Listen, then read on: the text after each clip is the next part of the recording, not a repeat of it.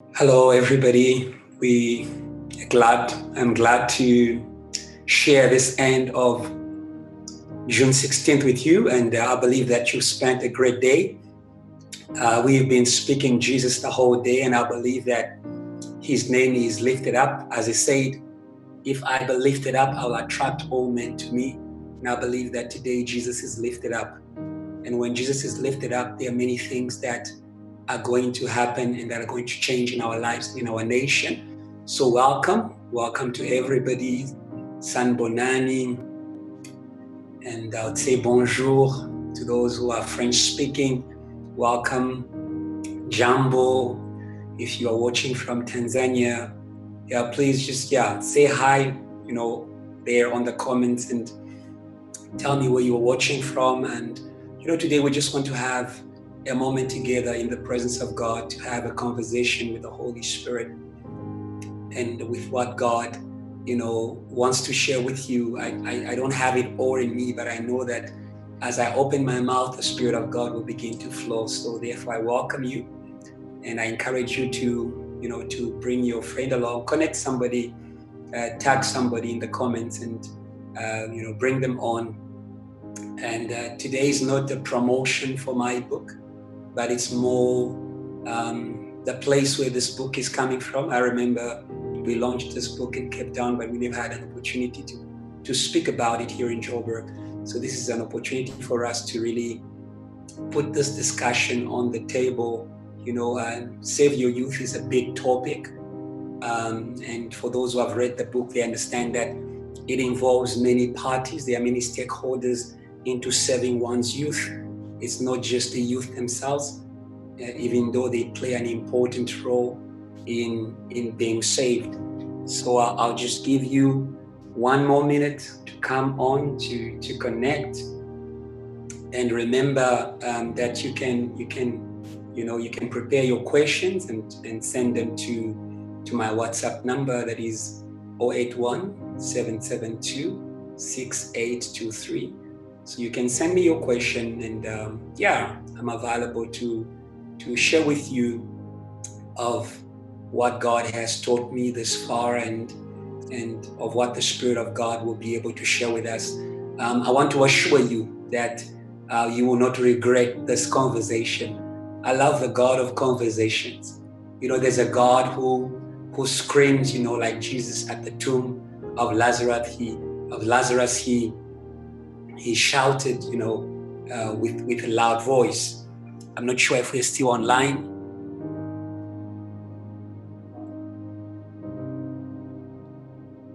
Okay. Yeah, I just want to be very sure because my monitor is not on anymore, but that is okay. So I was saying to you that we serve a God who has different means of communication. That the same God who was shouting at the tomb of Lazarus, Christ shouted, "Lazarus, come forth," is the same Jesus in John chapter 4 who sat, with the Samaritan woman at the pool, and he was having a conversation with her. I just want to be sure that I'm live, so please let me know if you are getting me clearly there, because my monitor has just gone off. I want to be very sure that you are all connected, and we are not going to be stopped by anything.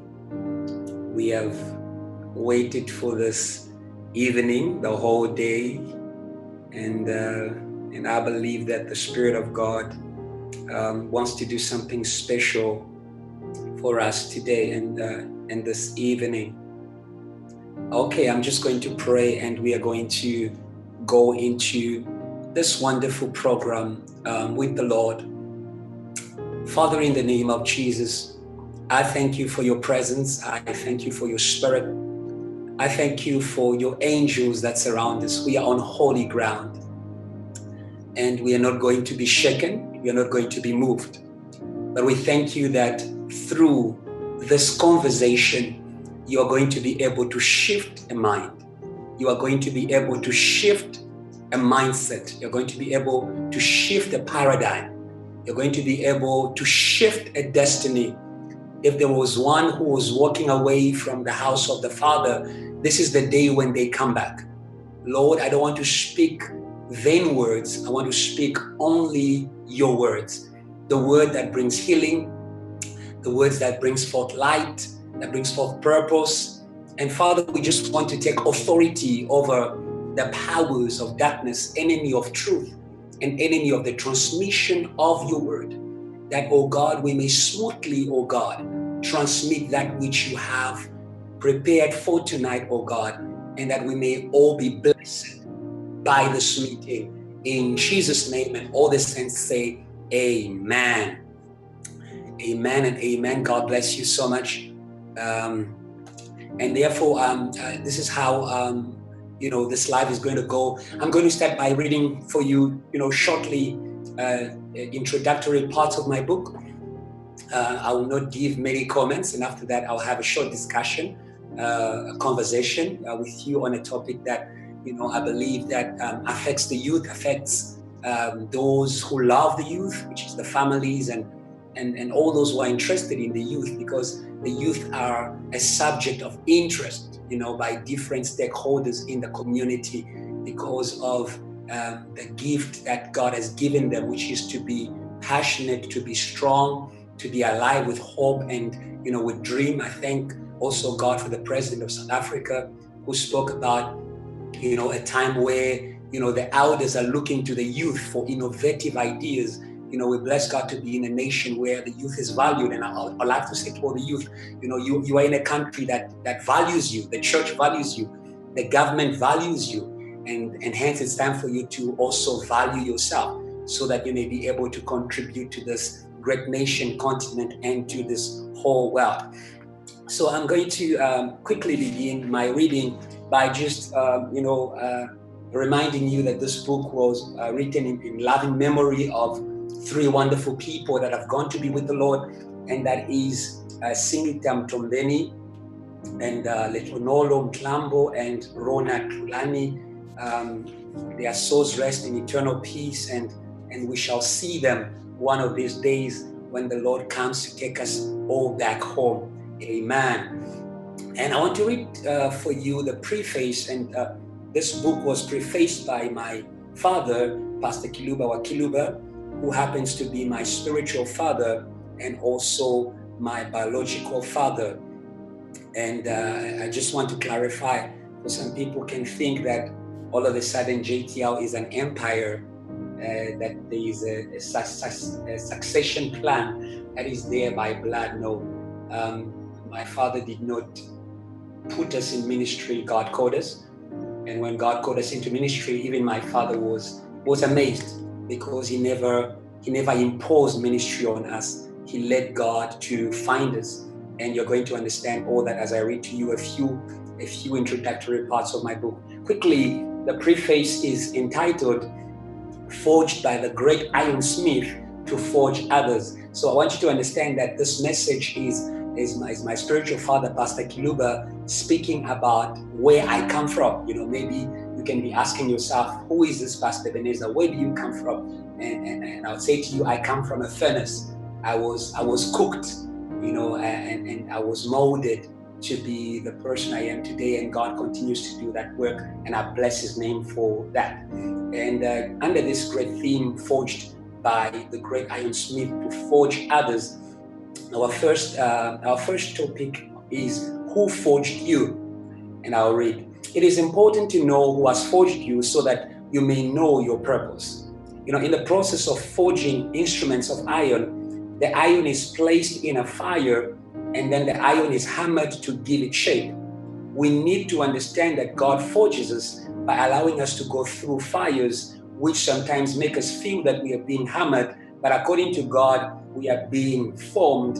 This is why it is important for us to know who has forged us and who is shaping us. God can use anything. He can use circumstances to forge us. And I would add to this, David says, even though I walk through the valley of the shadow of death, I fear no evil, because your staff and your stick, they comfort me. Thou art with me. So it's very important to understand that when your life is committed to God, even what you go through is not just by mistake. It is not just because people hate you, but God allows for you to go through things because all those things are contributing to that which God wants to make you.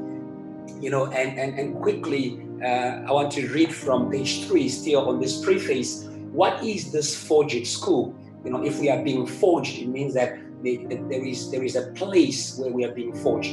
There are people God is using to forge us. And I read, what is this forging school? It is a school of faith. It is God awakening faith in what He has called us to be and what is making us to be. We can be called, we can be trained, but if we do not believe in what God is making us, we will not see the results. We have to believe. Young people need to believe in what God has called them to be, irrespective of their age, their weakness, and imperfections. That was the problem of Jeremiah. He could not believe in what God had called him to be and what God was training him to become. And therefore, God said to him, don't say I am a child, because before you were born, I set you apart. I consecrated you to be a prophet of the nations. So it is important that young people understand that beyond their weaknesses, beyond their failures, beyond what they have gone through is a world of faith, a world of endless possibilities in the many things that they can become, that God wants them to become. And this is wonderful. But we love what Jesus ends his sentence by saying, when you have returned to me, strengthen your brethren. This is Luke 22, verse 31 to 32, Jesus speaking to Peter. When you have come back to your purpose, be an instrument of strength. Wonderful. So you need to become an instrument of strength for other people. Whatever God makes you, He makes you for the service to other people. And I continue to read another subheading. The great ironsmith produces instruments of iron. The ironsmith produces instruments of iron. Iron is strong. Iron is a symbol of strength. God is training and calling the youth so that they can become instruments of strength, so that they can become strong in the face of their temptation, strong in the face of the destroyer of their lives, of their future, of their families, and of their communities. Young people, you are called to be instruments of iron, not instruments of wood, not instruments of paper. You will not be burned. God said to Jacob, when you walk through the fire, you will not be burned. The flames will not set you ablaze. Isaiah 43 verse 2. God is not calling you to be destroyed by what you are facing, but God is using what you are facing to make you an instrument of iron, which is an instrument of strength. It is important to understand that we are forged in the fire, which symbolizes circumstances and difficult things that we have gone through. And there's another important subheading here, which is discover your trainer. We are fashioned and shaped in the hands of an ironsmith. As we all know, what happens in the ironsmith's, place, and he takes his instruments and puts them in the fire. God is on top of everything, but as the great ironsmith, God also uses people on earth to mold us. Young people should know whom God wants to use to train them. Like Joshua discovered Moses as his trainer, young people need to discover role models, mentors, spiritual authorities that God is using in order to train them. In the same way, Peter discovered Jesus as the hand that God was going to use in his life to become whom God had purposed for him to become. Timothy discovered this hand in Paul, Joshua, and Moses. You too need to discover the hand that God is using to mold you. I want to go to page 5, another subheading on this preface. The great ironsmith is also making weapons of war. It is important to understand, secondly, that the great ironsmith is not only making instruments of strength, but also making weapons of war. It is not only Satan who forms weapons, our God knows how to form weapons. And that is why the Bible says in Psalms 127, 3-4, children of one's youth, I paraphrase, are like arrows in the hands of an archer. Arrows are weapons of war, instruments of war. And that is why it brings us to this point where we're saying the youth have been purposed by God to take part in the battles on earth against the powers of darkness. We see it in the young man David. When darkness filled Israel, the young man David stood up against the darkness. He was forged by the great ironsmith in the bush where no one could see, where no one knew him. Do not be worried about being known. When God is forging you, he forges you in the secret place, but then uses you in the public place. The time of being forged is a time to hide, and the time of being used is the time to step out. David knew the time to hide and the time to step out. And the time to step out was a time when his community was in danger. I want you to note that. Very, very, very important. Some of the battles that society, that community is going through is awakening the warrior in you. If you are with me on the slide, I want you to write there, awaken the warrior in you. Awaken the warrior in you. What are you doing, young man, young woman, when your community is endangered by the powers of darkness, corrupting and destroying everyone and everywhere? What are you doing, young man and young woman, when your family is in danger? When your church, your community are calling out of you the weapon of war. God has raised young people as instruments of war. The great ironsmith has raised our youth as weapons of war that are going to fight the battle against darkness in the hands of Jesus. That is why, young people, give your lives to Jesus. Remember God in the days of your youth. Surrender your life to Jesus. He wants to use you against the battles that want to victimize you. Very, very important. It is either you are fighting or you are being fought against. And God wants you to stand as a warrior in order to switch off every fire switched on against you. You are not a victim, but you are called to conquer in Jesus. As it is written in all these things, you are more than conquerors by Christ who loves you. Romans 8 verse 37, which means who understands you, who feels what you go through, and who feels your battles. And lastly, I just want to read, on page 6, the last part of this preface. God wants to use you. God wants to use you. How can he use you? If you become part of the problem. It's a very important question, that sometimes as the youth, we become part of the problem, and we become part of the problem by the choices that we make. Today, choose the way of discipline, especially discipline in times of suffering, because God wants to use you. Do not look just at yourself if you want to be used by God. You need to think of others who are affected by the same situation that you are going through, the same circumstances. You are not the only one, but God wants you to be used by him in order to end the things you have suffered from, in order to end the things you have gone through. And that is why today it is important to understand the purpose of the great ironsmith with your life.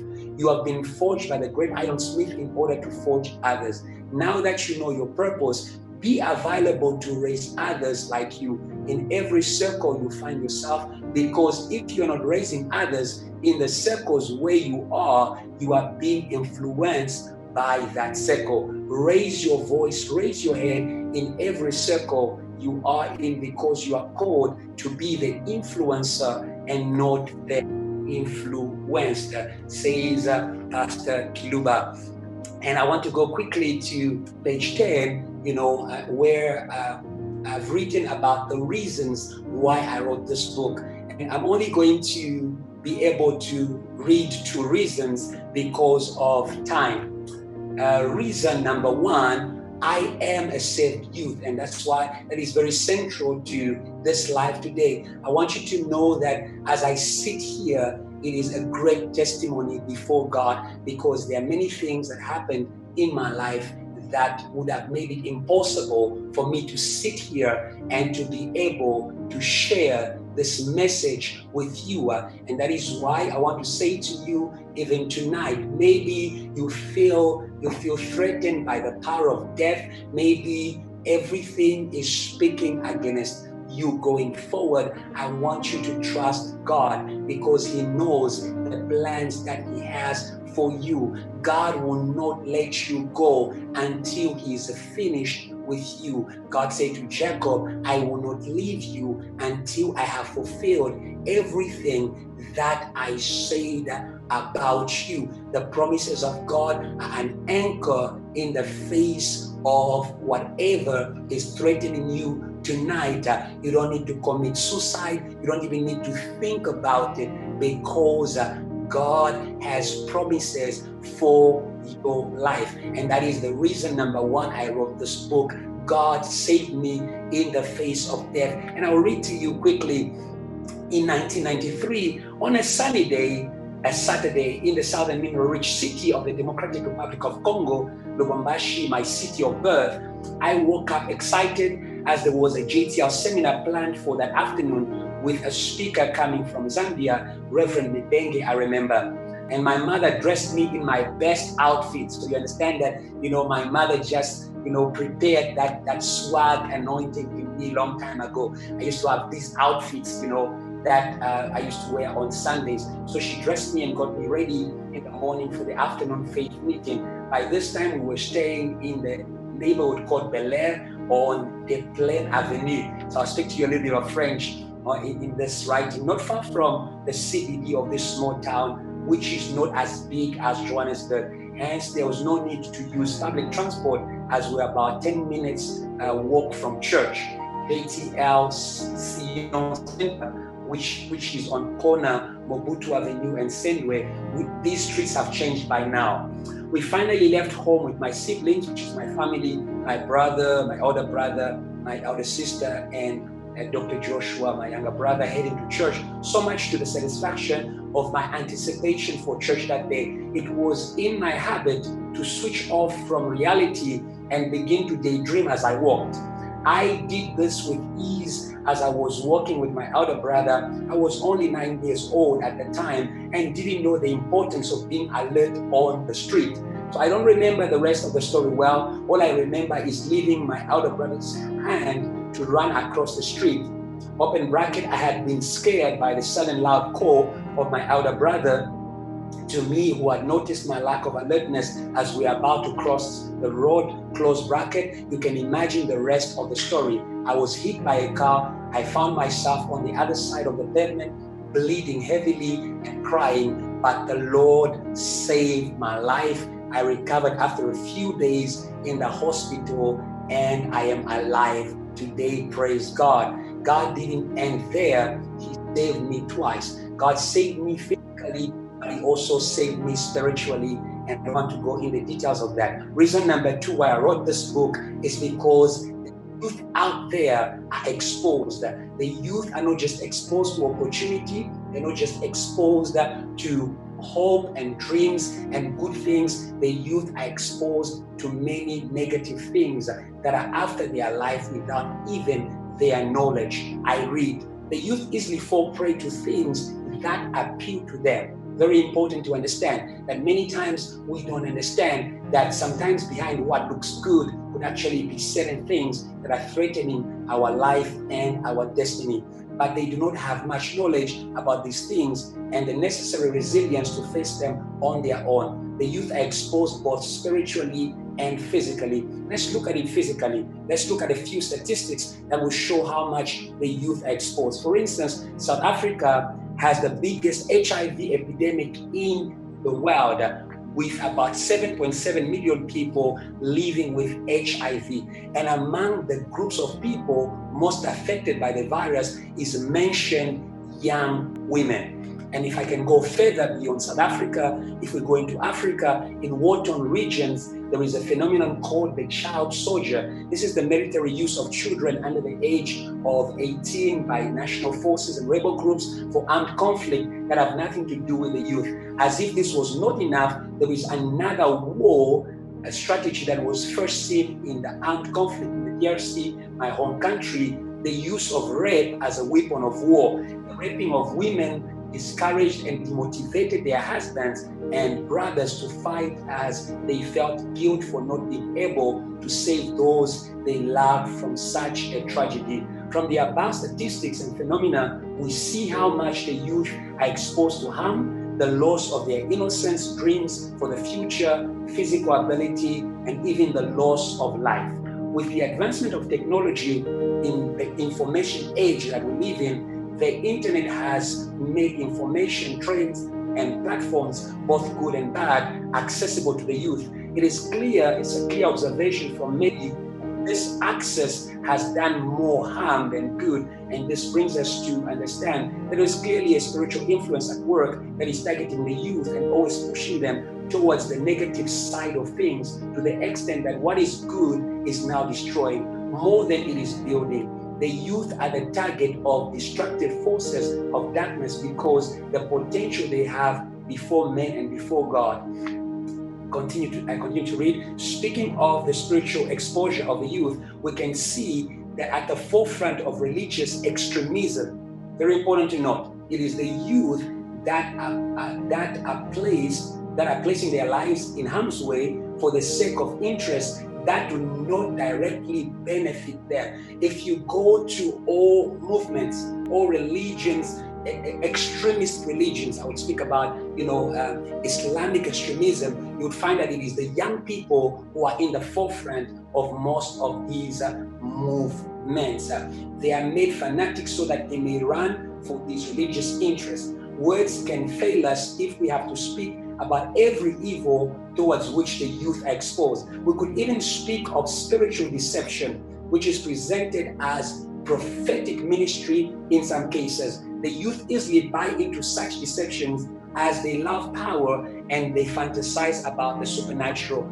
In the end, the youth discover that they were running after nothing. Their efforts enrich their deceivers and leave them devoid of faith and motivation to pursue any other spiritual truth.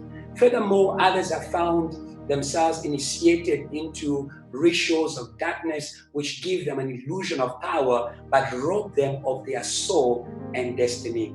The greatest danger to youth, is Satan, who has a well-established system, as you will see in this book, to fish out the youth and use the best God has placed in them for the worst that he wants to achieve through them. He is a murderer from the beginning. This means that he has been working throughout the ages to kill what God has created.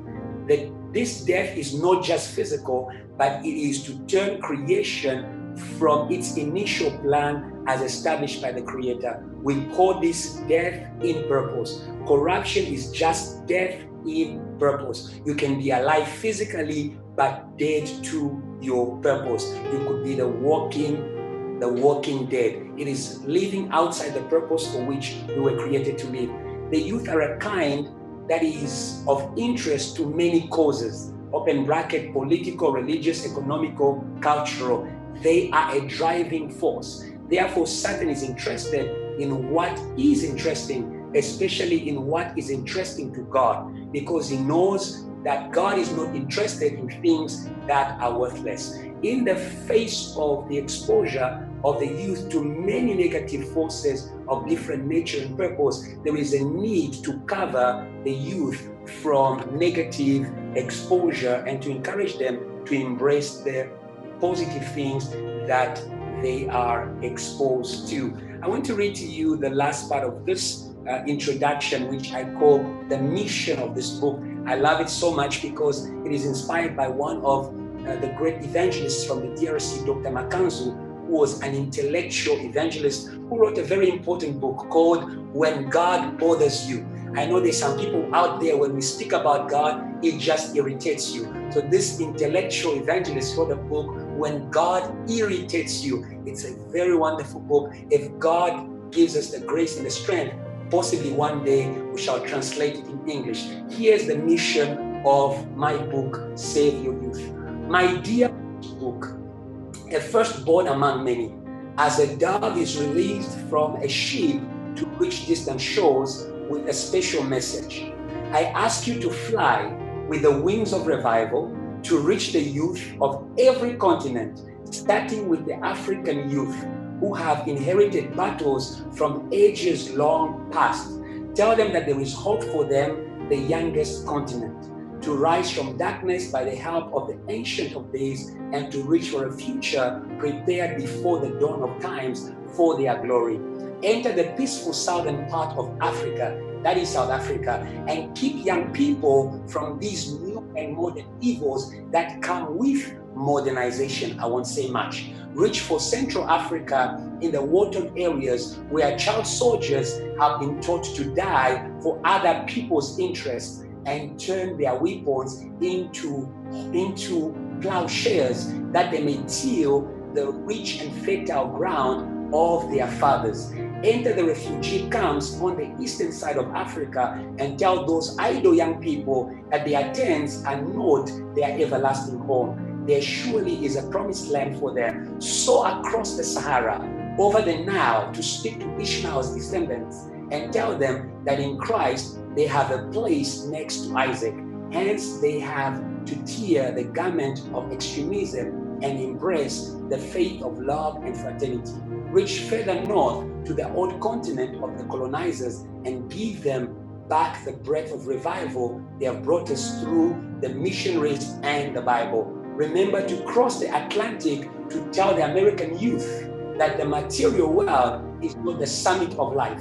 They too can soar higher and complete their mission for humankind. Beyond America, greet Asian youth with reverence and tell them they shall have no other God before Jehovah, the creator of all things, including the dragon that they so revere. And as you come to the end of your mission beyond the great walls of China, tell the comrade youth of Stalingrad that community is made of families, and family has its origin in our Father in heaven, made known to us by Jesus. May atheism see you and disappear. And just before you rest, shout to the youth of the islands that the waters of that will never drown their hopes of greatness, for this is a promise of God to mankind, witnessed by the rainbow. After you have completed your mission, my dear book, remember you are not the Bible. Close your mouth and let the word of God remain the authority of all books forever and ever. Amen and amen. That was our reading. And quickly, I just want to share with you our conversation for today. Today God put in me a short conversation that I want to quickly share with you before I can answer your questions. And the theme of the conversation is overcoming good with evil.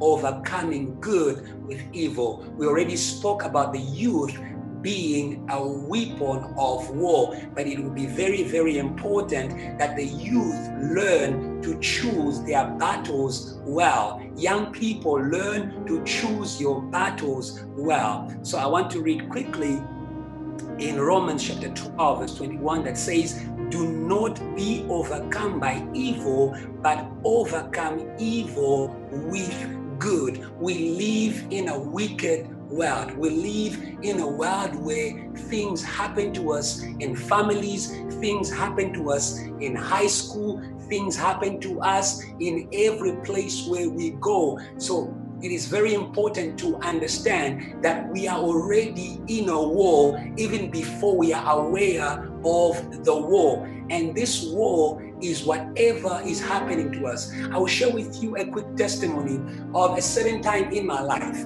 when I was going through a moment where I felt like everybody was against me. I felt like people were doing things against me. And one day, as I prayed to God and said, Lord, but look I've done all this for you. I've served you with passion in my youth. Why is all this happening to me? And this is what God said to me in a dream and in a vision. He said to me, when evil is being done against you, pray for your heart, because what people do to you, they are sowing in you. Be careful.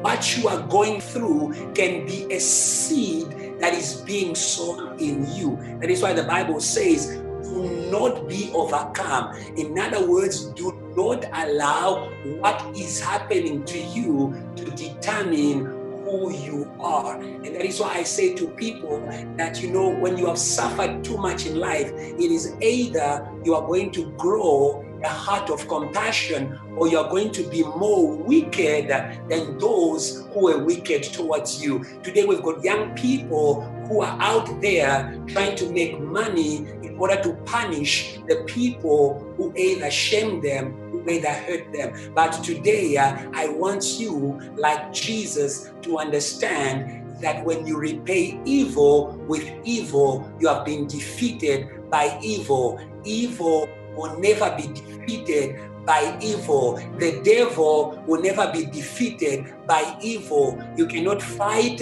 Tokoloshi with Sangoma. You cannot fight darkness with darkness.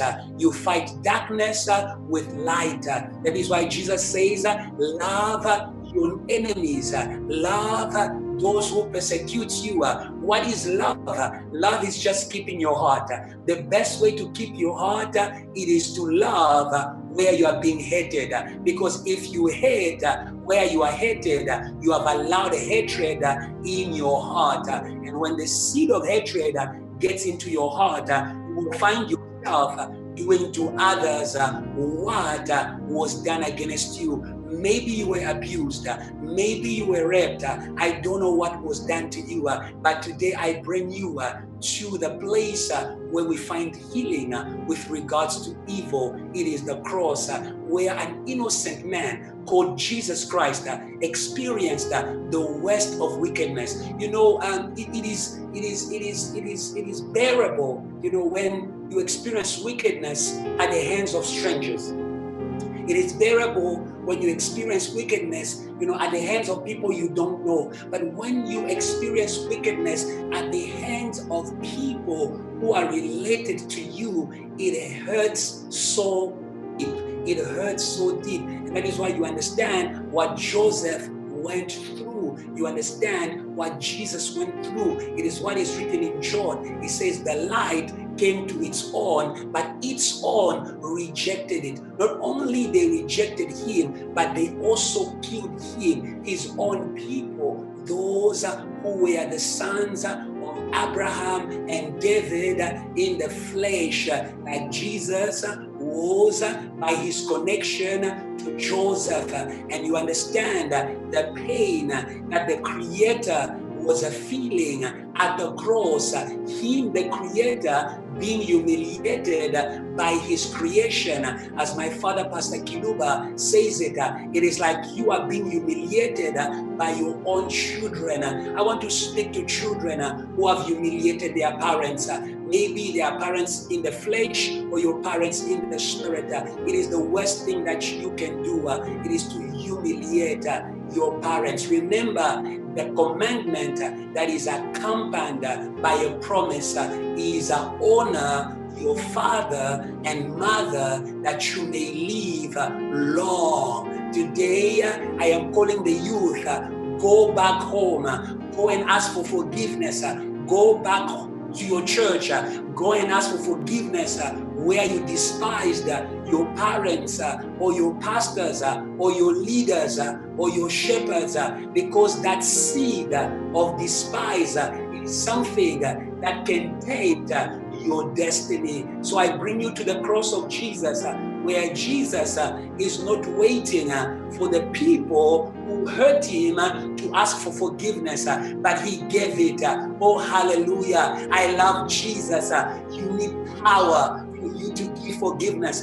People who don't forgive, they are weak. It takes a power to forgive, and that power comes from God. Forgive us as we forgive those who trespass against us. Who am I to condemn you? Who am I to hold anything against you? If the Father in heaven forgave me, I must forgive you. And today I'm giving out there. I don't know. Maybe I hurt you. Maybe it was when I was in Congo. Maybe it was when I was in Zambia. Maybe it was when I'm here in South Africa. We are human beings. Sometimes we speak. Sometimes we have an attitude. Sometimes we're in a hurry, and that may hurt someone. And today I am standing at the cross and I'm saying, May God forgive you. I forgive you too. I give you forgiveness so that you may also be strong tonight. Remember that you are strong and your strength is coming from the one who lives in you. Don't do things like those of this world. Work by the one that lives in you. I can say many things about that, but forgiveness is a great weapon in order to overcome evil, because many young people they are weighed down, they are burdened, they are angry. That is why people are not patient. That is why violence is easy, because irritation and frustration become anger, and anger becomes the violence. Oh, today, may God heal Tutsis on the street. I don't know who hurt them.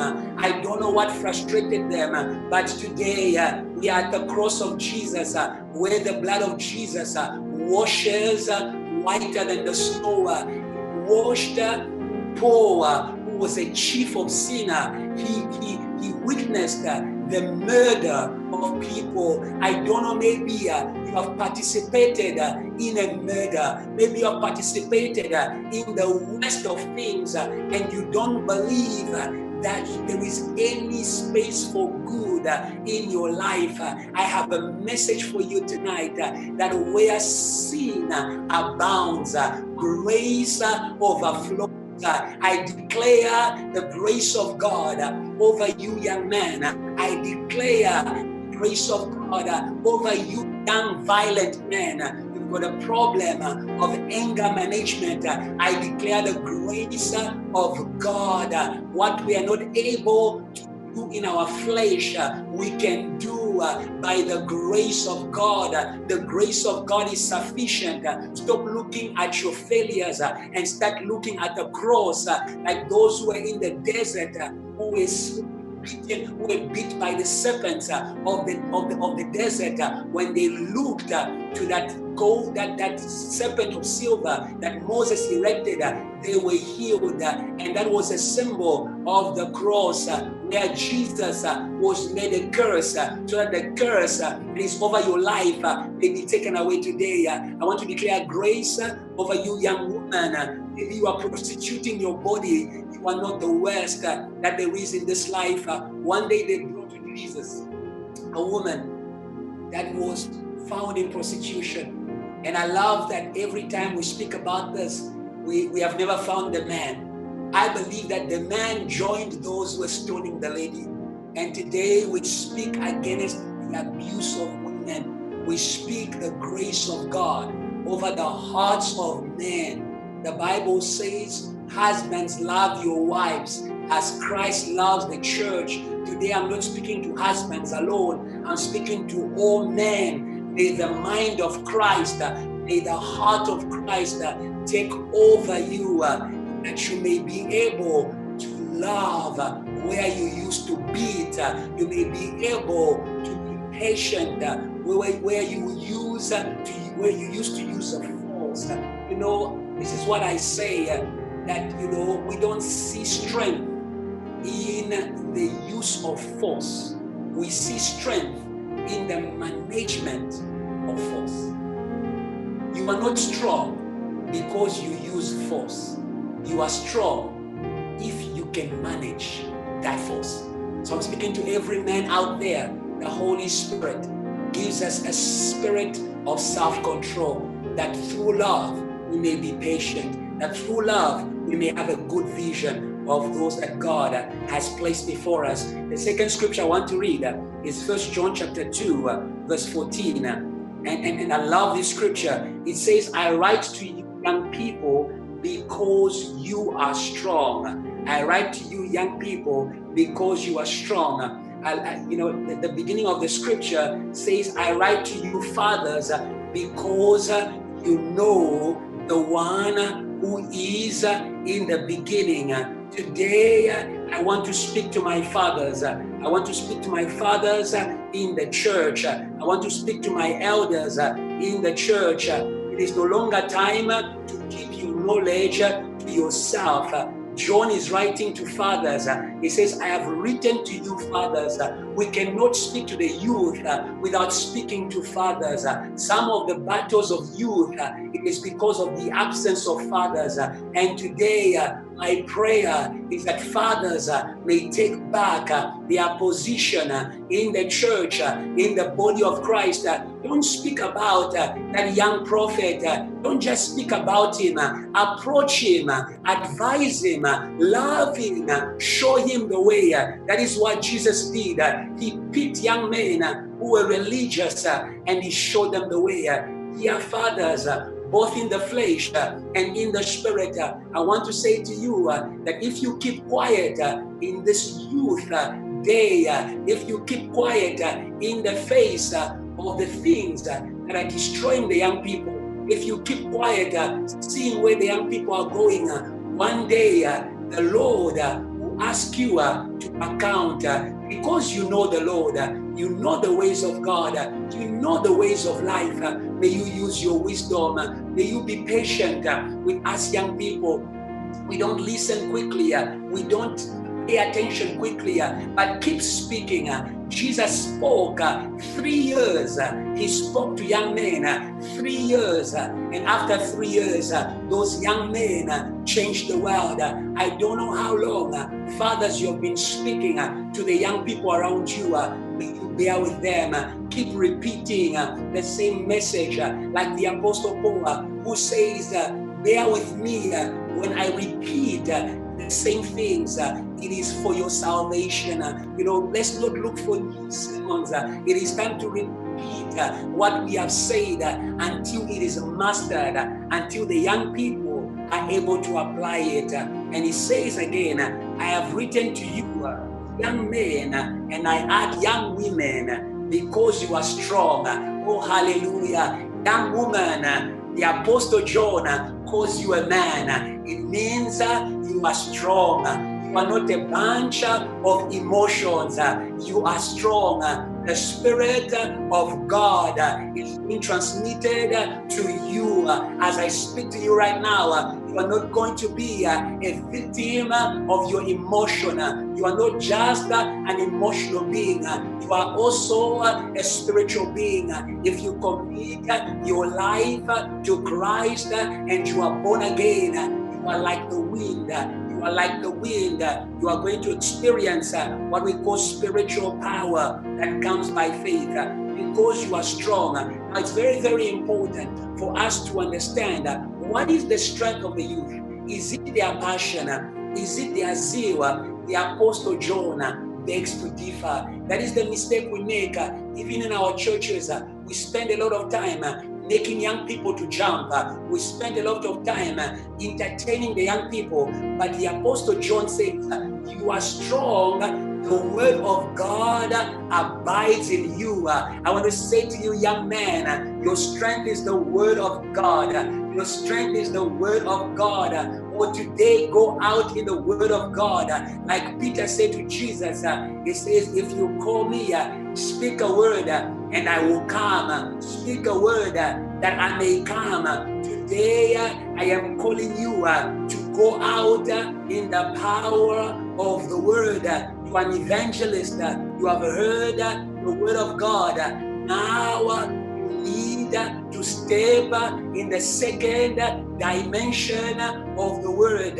In the beginning, the word was spirit.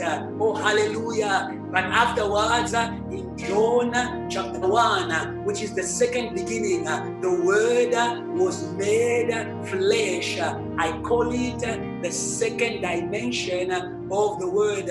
Many of us will remain in the first dimension of the word. We know the word, we understand the word, but we don't do as the word. Strength is expressed in action. Strength is expressed in action. You want to see the power of the word, walk in it. You want to see the miracles of the word, walk in it. Today, I would love to rebuke passiveness in the word. You have heard many prophecies. You have heard many sermons.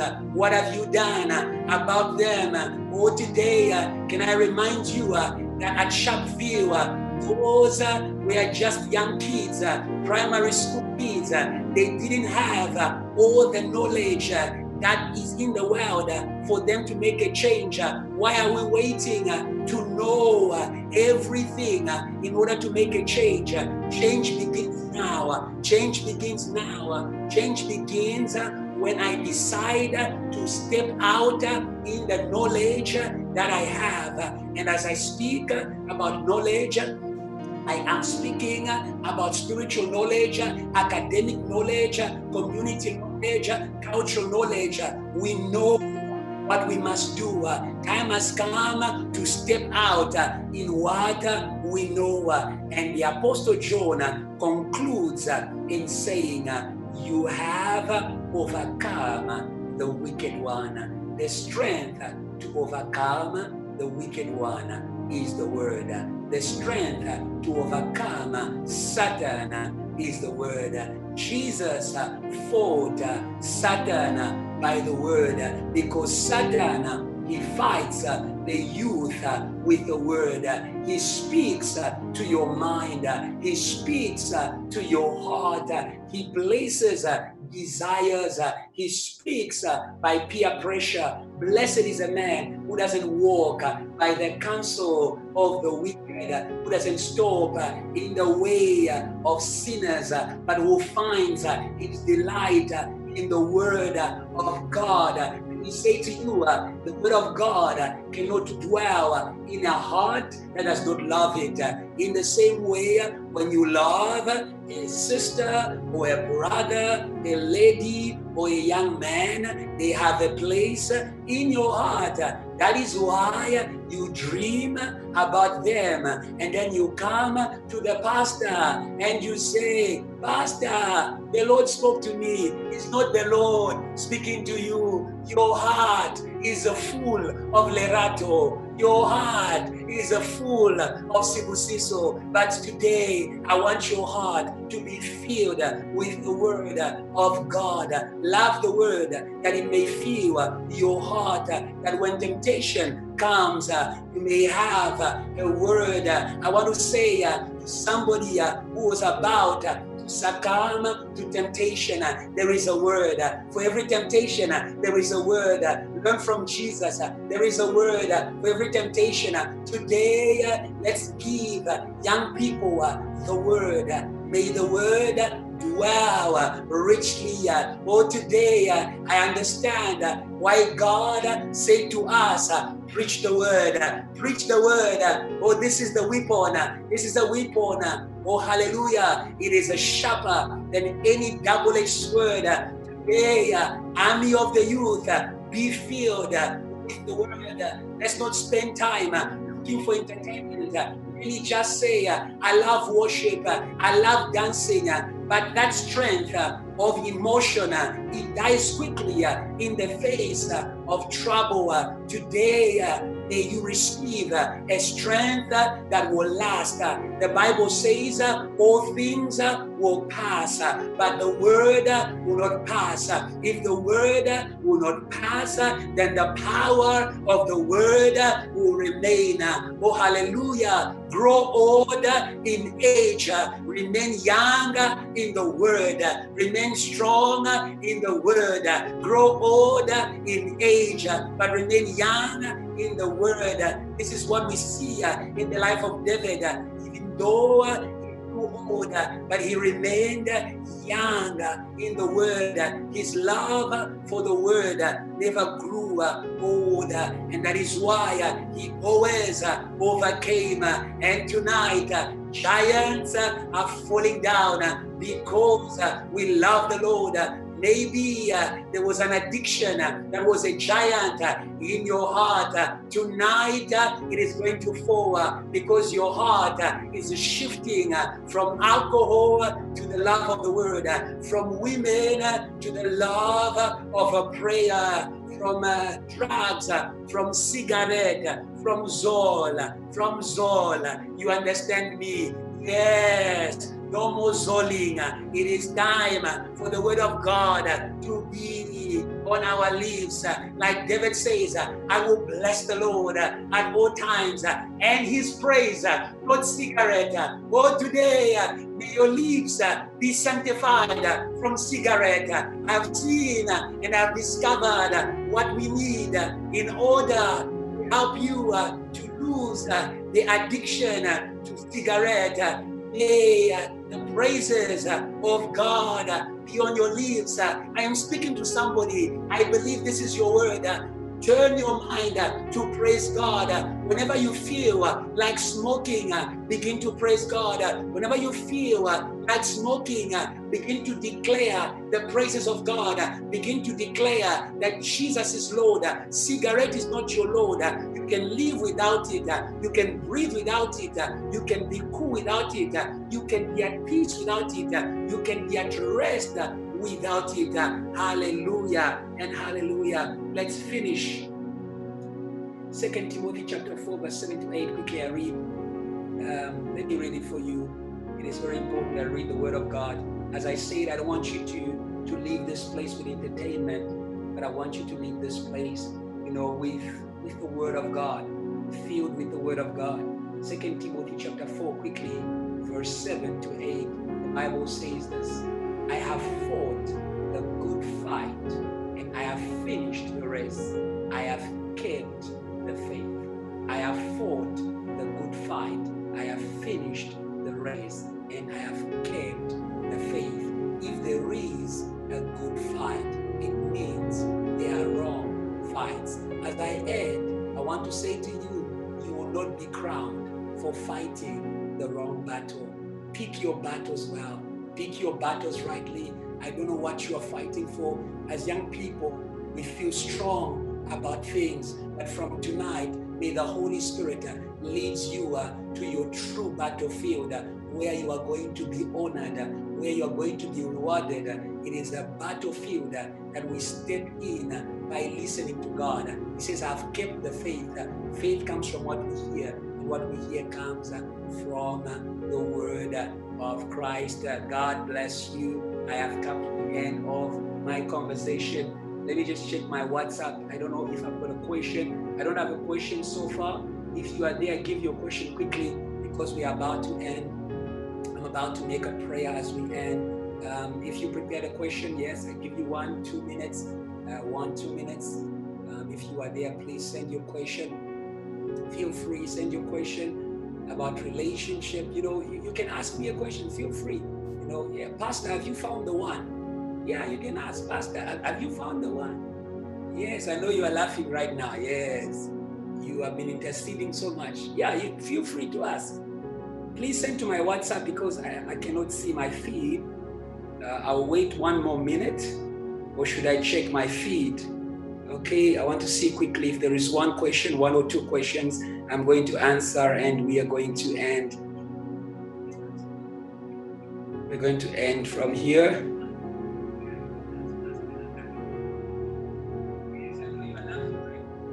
Yes. I'm waiting for you. Oh, okay. So I can actually see that someone sent the question back to me. Pastor, have you found? Pastor, yeah. Pastor, have you found the one? Yeah. Now I will say this is what I'll answer to you. Finding the one is only one step into the journey into marriage. It is one thing to find the one. It is another thing for that one to be approved by heaven. Heaven won't look for you. You must look, but look with the help of heaven. But when you are found, you need to get the approval of heaven. So if you ask me, Pastor, have you found the one? Yes, there are many people I've seen along the years. There are many people I've seen along the years. Yes. But yeah, so we continue to wait on the Lord. And I'm speaking to somebody out there. I believe that this question was asked, in a more relaxed form, but I believe that it's an important question to many young people. You are looking for the one. Work with heaven. Work with heaven. Heaven knows the one for you. Do you understand that? Not everyone not everyone is for you. Heaven knows the one for you. I don't know if you understood me. Not everyone, not every of those ones that you are looking is for you. Heaven knows the one for you. This is what God said about Adam. Let us create him a helper that is like him, that has the same DNA as him, that is going to connect to his purpose. If it's not the one, remember that marriage, the two must become one. So you need, actually, oh my God, I thank God for the Holy Spirit. You don't need the one, you need the right one. Maybe you have found the left one. Yes, you need the right one. So I've actually answered your question very well. How does one assist an individual going through what you call giants in Save Your Youth, who believes in being spiritual but doesn't want to accept Jesus? Okay, the reality is this. You don't need to believe in Jesus for you to be attacked. You don't need to believe in Jesus for you to be bewitched. I know that many of us know cases of people who don't believe in Jesus, but they know witchcraft. They know when they are bewitched. They know Tokoloshi. When Tokoloshi enters your room, you don't need to believe in Jesus. Even though when people see Tokoloshi, they shout, Jesus! Even though they don't believe in him. So you don't need to believe in Jesus for you to be attacked by Satan. Satan attacks the holy ones and the unholy ones in the same way. He attacks the righteous and the unrighteous in the same way. Do you understand that? But there is something that is very important. The Bible says, my people perish for lack of knowledge. So knowledge, as I answer to the person who asked the question, knowledge is not imposed. You don't impose knowledge. No one imposed chemistry on you. No one imposed, biochem on you. Do you understand that? You had to sit down. So if you meet someone that is ignorant about the battles that they are going through, the first important thing that you need to have is love, is compassion towards them. This is what God does. God loves the world. Why? Because the world is ignorant. The world is ignorant that it is under the control of a prince of this world called Satan. So God loves the world in its ignorance. So when someone is ignorant of the battles they are going through, let's approach them in love. Love is kind, love is patient.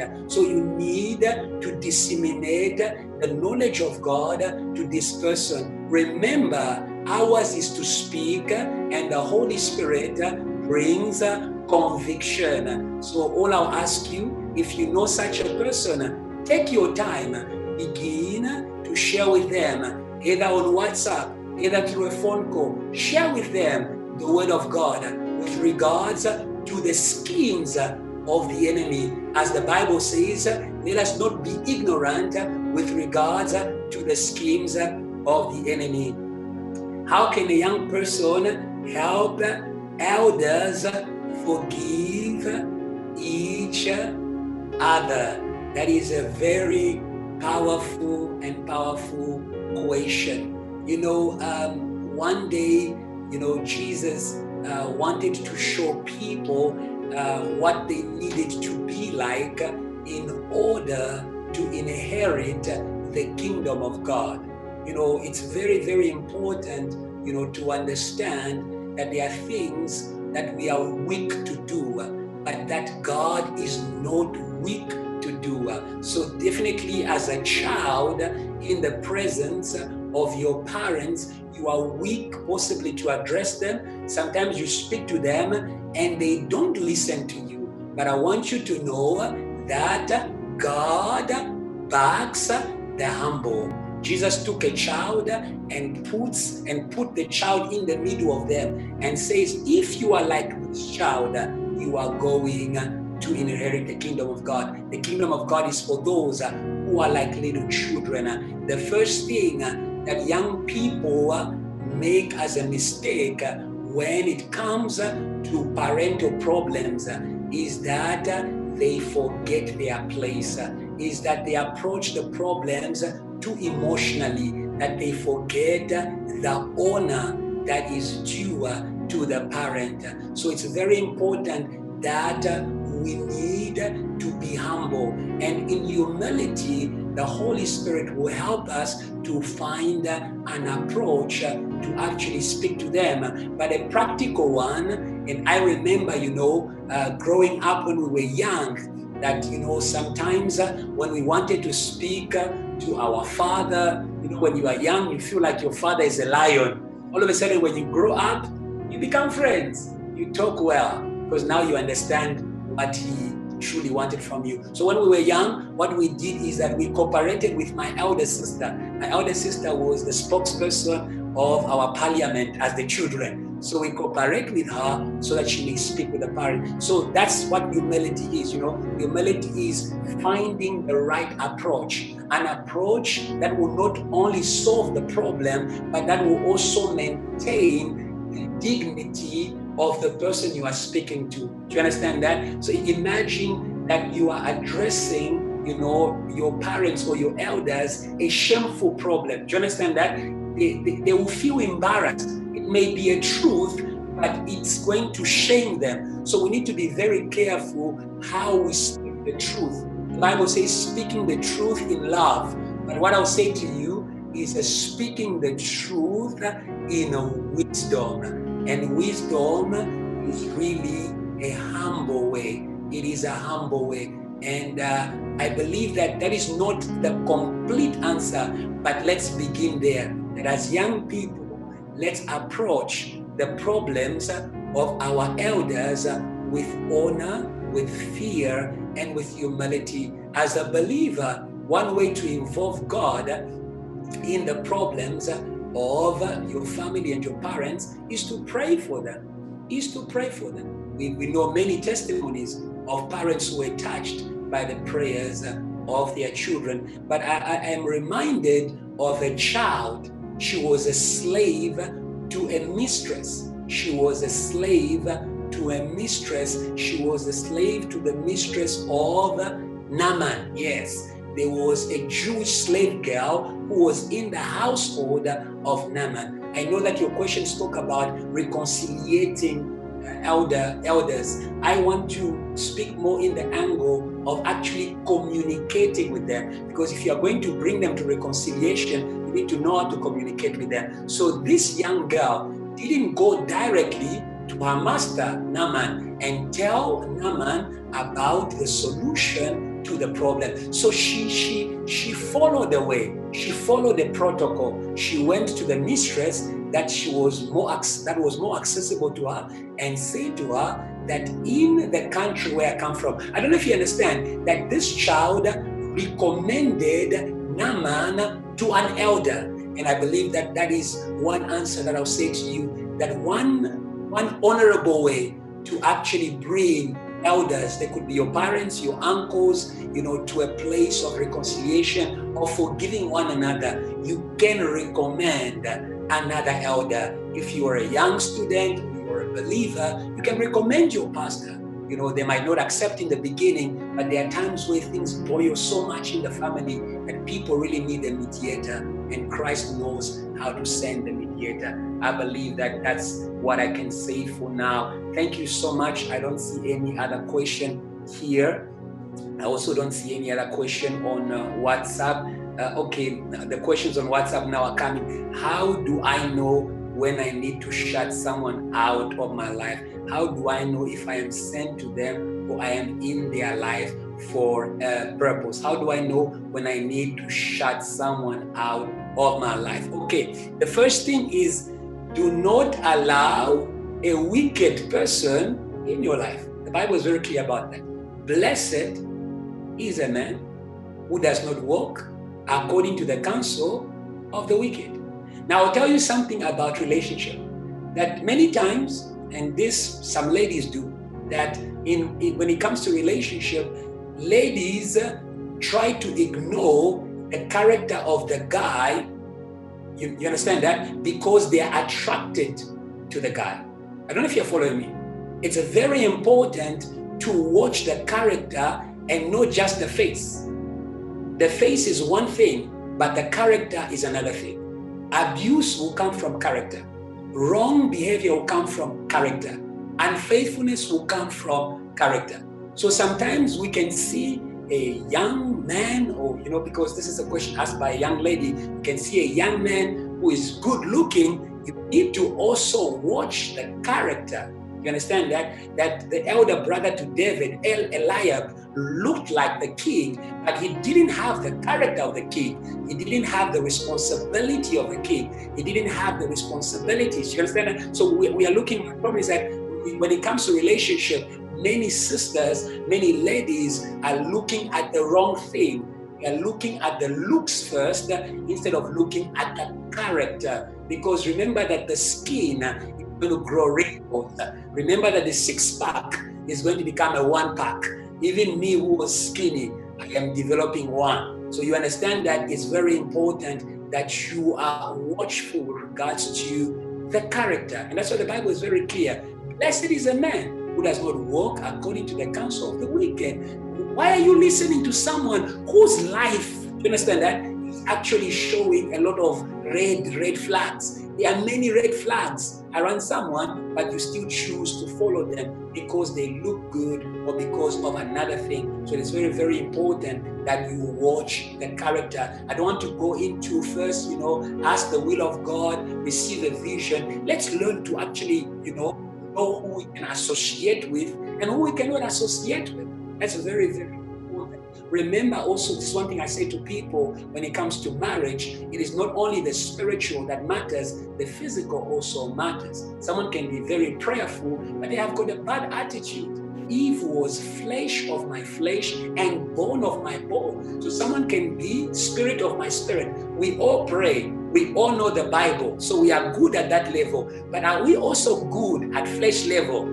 That is where there's trouble. Sometimes people pray well, but the flesh, we need Jesus at that place. But one thing I also want to say to you is that if there is a purpose of God with someone and you, God knows how to fix them. My advice to you, don't ever make the mistake of saying, let me embrace the wrong person and I will change them. My dear sister, you are not God.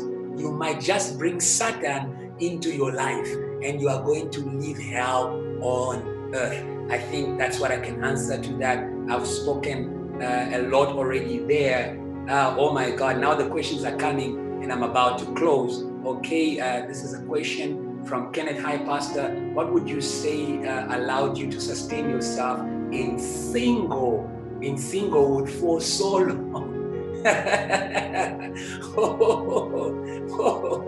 Jesus. Okay, that's a good question. I love what the Apostle Paul says, and this is very, very important for many people, and it also answers one of the questions that I usually say to people with regards to when to marry and when not to marry.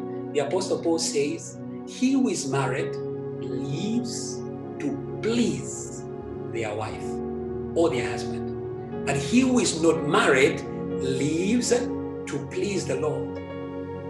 So your time of singlehood is not the time for you to look for the one, because you will never find the one. Only God can help you find the right one. I believe that. But you understand that it is time for you. So what happens these days, and we are making a mistake in the church, that you've got a group of young people. Yes, God has got a purpose for them to be married.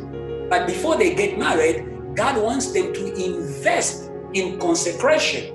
God wants them to be committed. Rebecca found Isaac in the field. Abraham deliberately said to his servant, don't take my son to go after the woman. Let him focus. So I'll say to you, what sustained me is zeal for the Lord. That's what it is. It's the zeal for the Lord. You overcome sin by your commitment, because sin is a commitment. Your commitment to the Lord. I say to people, there's no sin in God.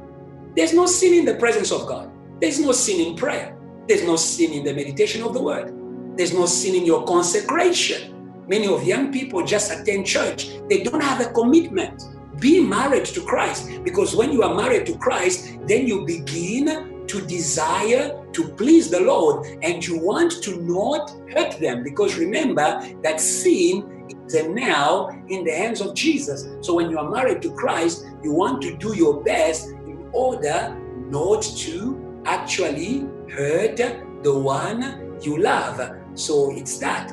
But I'll say to you clearly that yes, there are times where we can make errors. There are times where we can go off trail. Yes, it can happen. We are human beings. You can go off trail. But if you go off trail, you need to come back. For me, I thank God for my spiritual father. That's why I said to you in the beginning, it is very important that young people have mentors, have spiritual fathers. It is people who can bring you back on track, who can help you to come back on track, who can also actually help you not to fall in a trap.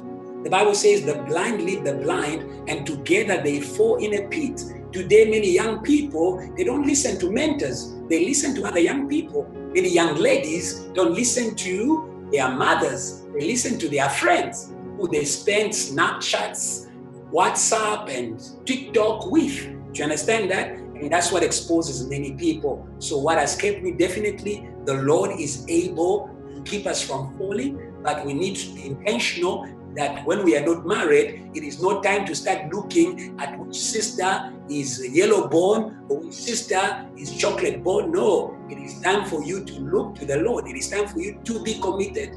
Isaac was in the field. He was committed. Adam was in the garden. He was committed to his work, and God brought Eve to him. I also say it is important to have covering, to have people who can help you, who can keep you from going astray, who can help you up when you fall down, and who can keep you walking. I hope that has actually answered you, Brother Kenneth.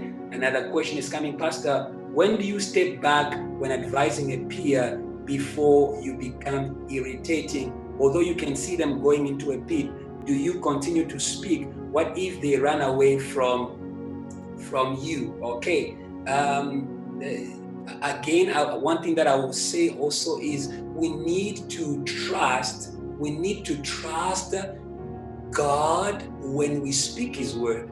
Remember, when you are speaking to you, when you're advising your peers, I believe that you are speaking about advising them according to the word of God. So it's not your word.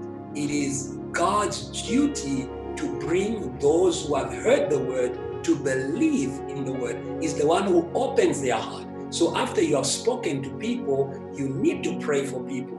After you have spoken to people, you need to be patient with people. Today I am a pastor. I was not always a pastor. Today I listen. I didn't always used to listen, but someone was patient with me in the times when I could not listen. So I would say to you that don't put the weight of changing your peers on your shoulders. No, you are not Jesus. It is not given to you to change the people. Yours is to speak the word, is to pray, and is to wait. I also don't like the idea of just speak the word, pray, and then go your way. No, when you have spoken a word, you are like a farmer. You have planted a seed. So find a way to water that seed. Find a way to water that seed. You can water it by more advice, or you can water it by prayer. You can also introduce somebody else that your peers can respect and listen to. Okay, I'll take the last question. How does one go about overcoming battles inherited before you? Okay, it's very important to understand that Christ deals with your past, your present, and your future. The cross of Jesus has impact on the past, on the present, and on the future. And that is why the Bible says, if a man be in Christ, he is a new creation. Now, where is the problem? The problem is this, that these these battles that we have inherited, maybe in a family, maybe in a community, maybe even in a nation, they are related to a lifestyle. The problem is that many people come to Christ, but they keep the pattern of where Christ took them from. You come out of Egypt, but Egypt is in you. So it is very important that when you come to Christ, that you also need to leave the things that carry behind them certain battles. So not everything about our cultures is wrong, but there are things that are wrong. Things like worshiping ancestors, offering, making out. The Bible says you shall have no other God before me. So we need to understand that sometimes we open a door by what we do, sometimes what we do culturally. So when we come into Christ, there are certain things that we need to give up because they are not in line with Christ. Remember that those inherited battles, they are attached to something. They may be attached to someone. So sometimes we also inherit the battles of the people we hang out with, so that is also a problem. The Bible says there is no relationship between light and darkness. Do not be unequally yoked. Sometimes you are burdened not by your burdens, but by the burdens of the people that you hang out with.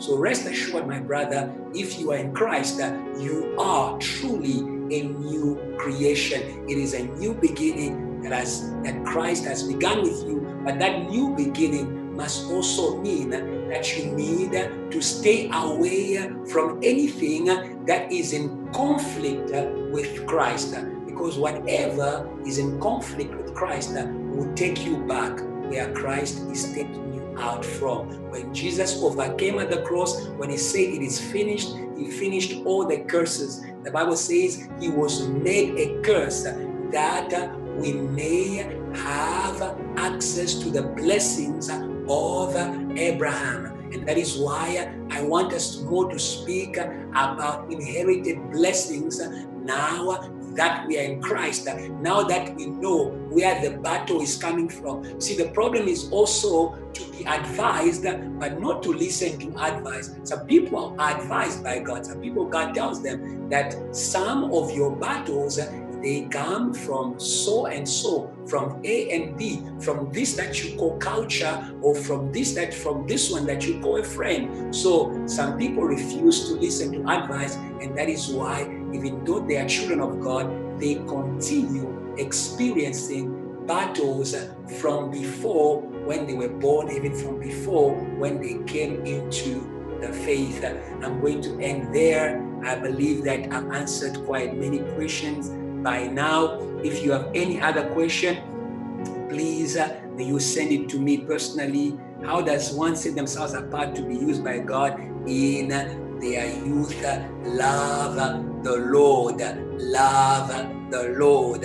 We see it in Jesus. Love the Lord. Love the things of God. Many young people are waiting for a gift. They are waiting to have power for them to love the Lord. You don't love the Lord, you love power. So how do you set yourself apart for you to be used by God in your youth? It is very important to love the Lord. When you love the Lord, you will hate what God hates. When you love the Lord, you will stay away from what does not love God. So love the Lord. We see it in the life of Jesus. From the time he was young, he loved the temple. We see it in the life of Samuel. He loved the temple. We see it in the life of David. From the time he was young, he loved to do the work that he was given by his father. So it's very, very important that you love the Lord. Remember God in the days of your youth. The Bible will not say remember God unless we forget him. Many of us, there are many things that make us forget God. Like Samson, there is someone who enters our head and we begin to forget. You can only forget God when there is something that is displacing God in your mind. What is displacing God in your mind? What are you preoccupied about? That is why if you want to be a youth that is set apart from a young age for the things of God and for the Lord, be preoccupied. Let that fill you. Let the feelings that were in Christ, let the same attitude that was in Christ be in you. May you pursue what is of the kingdom. May you pursue what is the will of God at all cost. And that is just summarized in one word: love the Lord with all your heart, with all your mind, with all your strength. And that is my testimony. It is a testimony of loving God. Thank you so much. I love you all. I just want to call someone to the Lord, wherever that you are. You know, you have heard the word, you have heard the conversations, you have heard the reading of the book. And I believe that this is the moment that, you know, we want to share with you Christ. And it's very, very important. It is the best decision you can make on June 16 to be able to bring Jesus on your side. If the Lord is for you, who can be against you? There are battles that we are going to face in this life as young people, but we want to face them with the one who overcame it all. His name is Jesus. If you're accepting Christ right now, I want you to make this prayer with me and say, Lord Jesus, tonight I open my heart and I make you my Lord and my Savior. I believe you are the Son of God. You died and rose again in order to raise me from a life of sin to a life of righteousness and a life of glory. Lord, I want to thank you because you did not die at the cross to see the youth die by disease, die by violence, die by addiction, die by wrong relationships. You died so that they may live. You rose again so that they may rise again. Today, in the name of Jesus, I want to declare the preservation of the youth of South Africa. Save our youth in South Africa. They are the future preachers, the future leaders, the future business leaders. May you protect them in the same way you protected Moses from the time he was only a baby and there were things that were fighting. You are the protector of the babies. You are the protector of those who have no knowledge. Today, may you protect young people, those in the church, even those who are not in the church. Protect them from COVID-19, that they may have an opportunity to receive the word of God and to be saved and to go to heaven. Lord, today we declare the threat to youth, the threat to the destiny of youth, the threat to the calling of youth.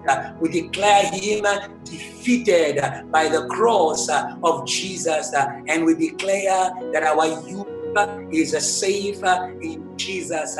My youth is safe in Jesus. Your youth is safe in Jesus. Our youth is safe in Jesus. Thank you for answering our prayers. Thank you for breaking chains. Thank you for releasing the power of the Holy Ghost in order to awaken giftings, in order to introduce into ministry, in order to introduce into calling. We bless you that even today, the youth of South Africa is stepping into the plans that you have for South Africa. South Africa is a glorious nation. Africa is a great continent. Tonight, let it be a shift. Let it be a transfer. May you connect the youth to the future, that they may be responsible in the present and may not be victims of the past. In Jesus' name we pray. Amen and amen. God bless you so much. I'm Pastor E Kiluba. I'm the author of the book, Save Your Youth. And very soon, Save Your Youth is going to be on Amazon for all of you to have it. But if you want to have a hard copy, you can get in touch with me. You can inbox me, WhatsApp me, and we're going to deliver the book to you. God bless you so much. Thank you for following. And as we leave this place, I want to just ask you to share this feed with someone. There's a youth out there who needs to hear this message, this conversation that may determine their future. In the same way, conversations that were made with me determine the future I'm in today and the future I'm walking to. So as you share the feed, just declare your youth is safe in Jesus. Tell someone that their youth is safe in Jesus. From me, it is a goodbye. Thank you to everybody who was part of the hashtag 300 Voices, please, we continue. We are going to preach Christ this whole week, and I believe God is raising an army of youth who are going to preach salvation. This is our moment. The elders are looking to us, and God is giving us the word. The word is creative, and I know God will birth much more than what we expect from this move of preaching Jesus Christ crucified and resurrected. And from me, it is a goodbye. I love you, and I am serious about it. God bless you.